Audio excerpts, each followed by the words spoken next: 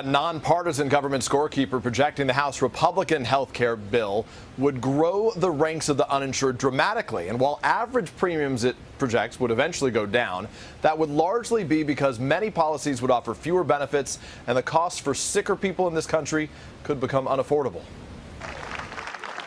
3 weeks after that Rose Garden celebration. This is a great plan. I actually think it will get even better. This morning, the reality check.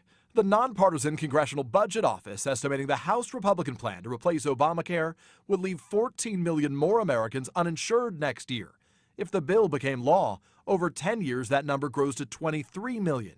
In 2018, premiums would spike about 20% before dropping a few years from now when states can approve less comprehensive coverage. In some states, the report predicts sicker people, including those with pre-existing conditions, would face extremely high premiums, despite money set aside to help cover their costs. The White House insists the government scorekeeper is totally incapable of accurately predicting how the plan will impact coverage.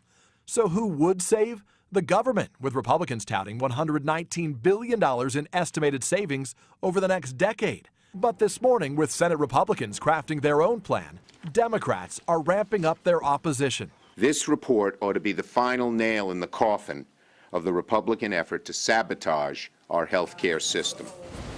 So to be very clear, at least for now, Obamacare is not going anywhere, and frankly, the House plan may not be either. One of the top Republican senators tells us the Senate is writing its own bill and says, unlike what happened in the House, they're going to let that nonpartisan budget office review it before they take a vote.